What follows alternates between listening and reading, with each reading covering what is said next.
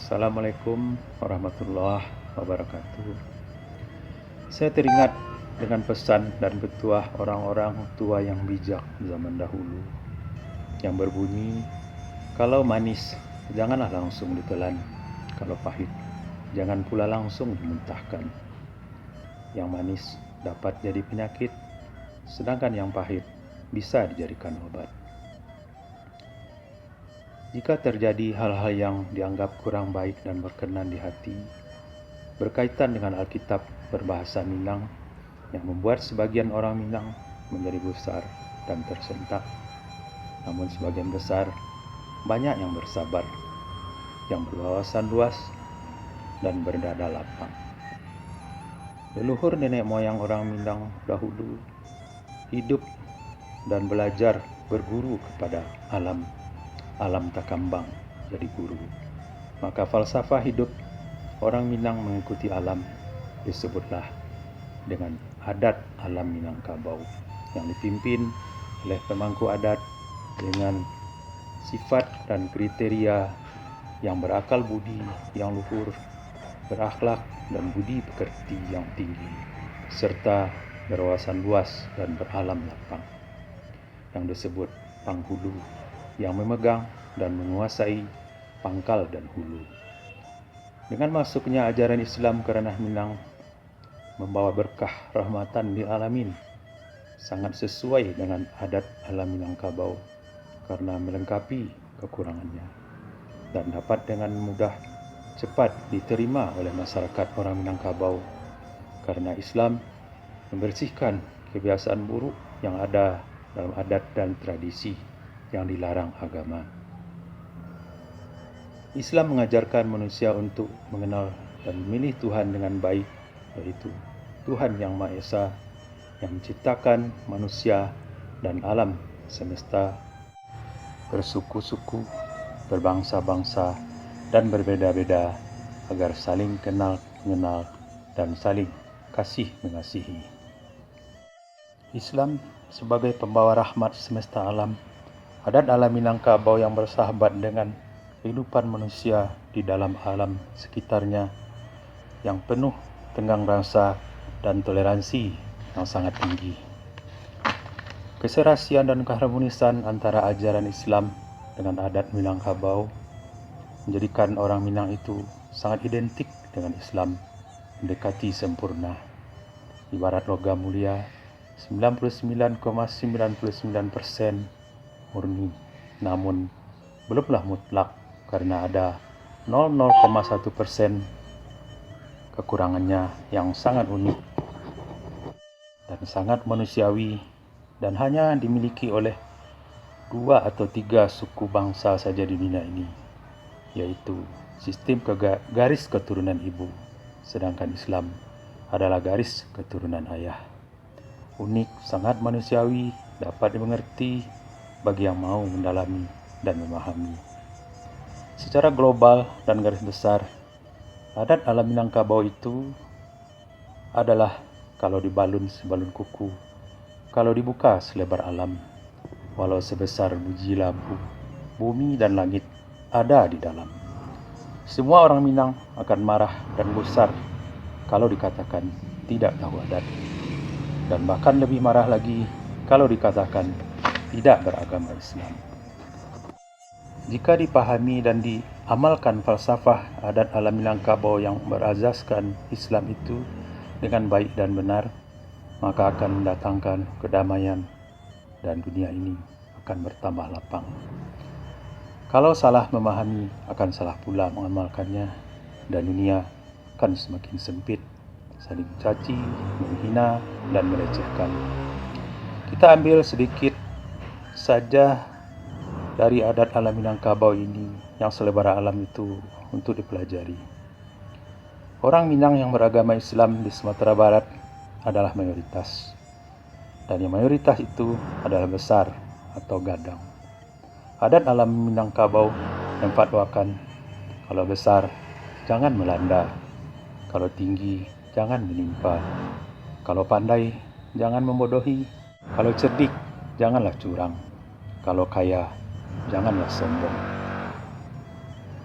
Dan yang besar dan mayoritas tentulah kuat, dan yang kuat kewajibannya melindungi yang lemah dan minoritas.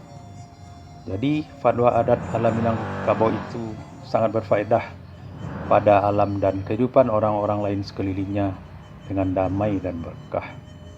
Pengamalan fatwa adat itu adalah yang besar tempat bernaung, yang tinggi tempat meninjau arah, yang pandai tempat bertanya, yang cerdik kawan berunding, yang kaya suka memberi dan membantu.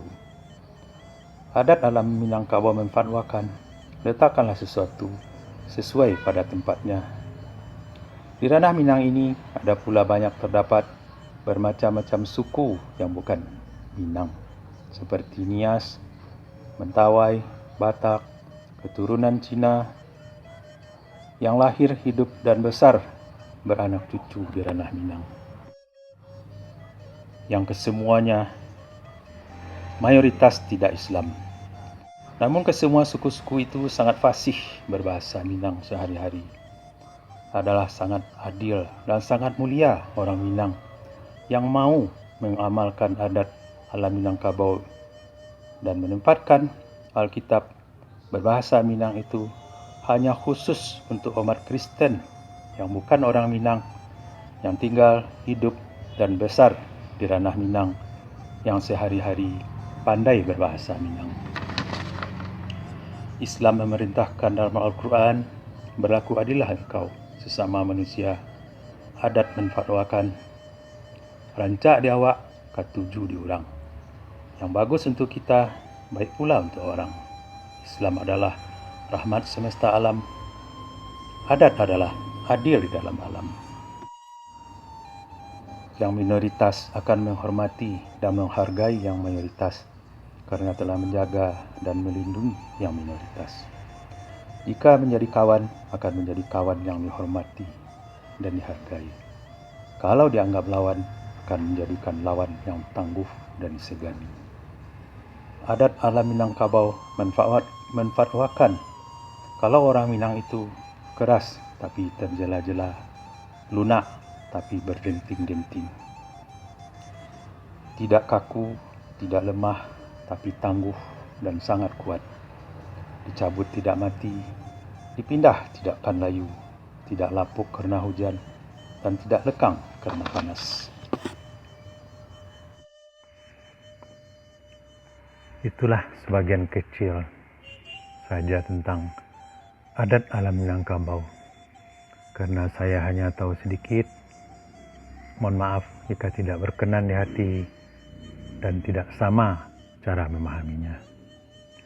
Saya tidak bermaksud mengajarkan ikan pandai berenang ataupun burung pandai terbang. Juga tidak mengajarkan tupai pandai melompat atau kuda pandai berlari. Apalagi mengajarkan tentara pandai berbaris. Semuanya tentu sudah banyak ahlinya. Saya hanya mengumpulkan yang tercecer, rimah-rimah yang terbuang. Sebagai pemimpin dalam Islam dan imam dalam sholat, hanya didahulukan satu saf saja dari makmum atau jamaah di belakangnya. Karena sefasih-fasih imam membaca ayat, sekali waktu bisa lupa dan keseleo lidahnya. Maka jamaah yang di belakang wajib membetulkan, bahkan untuk menggantikannya bila perlu. Begitu juga dengan pemimpin dan petinggi adat dan ahli adat yang didahulukan selangkah dan ditinggikan seranting. Karena kalau beliau-beliau itu sedang bimbang dan ragu atau kurang stabil, mudah untuk meraih dan merangkulnya kembali untuk dibawa berunding dan bermufakat. Karena tak ada gading yang tak retak, tak ada makan yang tak berimah, tak ada manusia yang sempurna. Jadi saya menghimbau kepada generasi muda Minangkabau, terutama dimanapun berada, terutama yang merantau ke seluruh penjuru dunia. Pelajarilah Islam dan adat ala Minangkabau, pahamilah dengan baik dan benar, agar tidak salah mengamalkannya. Ikutilah pemimpin dan ulama yang berwawasan luas dan beralam lapang, bukan yang bersuara keras dan berperut lapang, pencerita yang ramah, bukan pencerca yang marah-marah. Tuhan berkata dalam Al-Quran, celakalah orang yang suka mencerca dan mengumpat. Samun saka tegak di batas, umbuk umbi budi merangkak. Kiri kanan ombak mengempas, di tengah-tengah pemimpin dan ulama tegak. Mengukur sama panjang, menimbang sama berat. Tidak memihak ke kiri, tidak memihak ke kanan. Tegak di tengah, di jalan lurus yang diridai Allah, jalan ihdinas siratal mustaqim. Karena ulama adalah pewaris, pemelihara, dan penerus risalah dan ajaran Nabi besar Muhammad SAW yang sebelum akhir hayatnya berwasiat kepada para sahabat dan pengikutnya. Cukuplah Al-Quran saja sebagai penggantiku. Jangan menindas dan jangan ditindas. Jadi Islam yang rahmatan lil alamin dan adat ala Minang yang penuh rasa periksa yang membawa kedamaian dan berkah kepada penghuni alam dan manusia sekitarnya. Semua ketinggian dan kemuliaan agama dan adat ala Minangkabau itu bukanlah untuk diagung-agungkan, dipuji-puji saja, ditinggi-tinggikan, atau buat jadi kebanggaan saja. Jika tidak diamalkan, ibarat pakai jas yang bagus dan mahal, tapi tidak bercelana. Sekalipun umat lain yang non-Islam tidaklah saudara seiman, tapi mereka adalah saudara sebangsa dan setanah air. Dan yang tak bisa dihapus dan tak terbantahkan, mereka adalah saudara sama-sama anak dan cucu keturunan Nabi Adam dan Siti Hawa.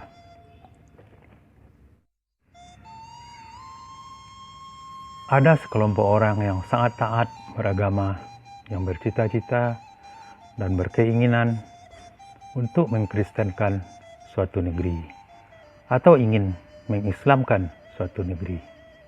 Kedua-duanya adalah merupakan suatu cita-cita yang sangat terlampau tinggi, terlampau agung, terlampau mulia, dan terlampau suci, sekaligus melebihi kehendak Tuhan. Karena jika Tuhan berkehendak, satu saja agama di muka bumi ini, Islam atau Kristen saja, Hindu atau Buddha saja. Namun tidaklah demikian, Tuhan berkehendak. Karena tidak ada satupun ayat dalam Al-Quran yang memerintahkan Nabi Muhammad SAW untuk mengislamkan seluruh negeri Arab dan manusia lain di dunia. Begitu juga tidak satupun perintah kepada Nabi Isa dalam Injil untuk mengkristenkan seluruh orang Yahudi, Bani Israel, dan manusia lainnya di dunia. Disebut terlampau karena melewati batas. Melewati batas adalah berlebihan. Tuhan berkata dalam Al-Quran, janganlah engkau melewati batas. Tuhan tidak menyukai orang yang berlebihan. Ayatnya pendek dan jelas, mudah diingat bagi yang mau mengingat dan mengamalkannya. Jadilah, marilah kita berfikir, berilmu pengetahuan dengan baik dan benar, beragama dengan baik dan benar, beradat dengan baik dan benar. Barulah kita beradab dengan baik dan benar. Itulah yang disebut tungku yang 3 sejerangan, tali yang sepiling 3, kuat, kokoh, dan lentur. Jika terdapat perbedaan dalam memahami, janganlah dipertajam, karena perbedaan adalah rahmat dari Tuhan yang menciptakan manusia berbeda-beda. Jadi, Marilah kita mencari keseimbangan dalam perbedaan dan pertentangan, agar kita dapat menemukan keharmonisan dan kedamaian di dunia ini. Sekali air besar, sekali itu pula tepian beralih. Setiap kali tahun bertukar, setiap itu pula musim berganti. Namun, air kehilir juga, dan kehidupan tetaplah berlanjut. Karena perbedaan dan perubahan adalah bentuk keabadian dan kehendak Tuhan dari dunia ini sampai ke akhirat nanti, yaitu surga dan neraka. Semoga dapat dipahami dan bermanfaat. Assalamualaikum warahmatullahi wabarakatuh.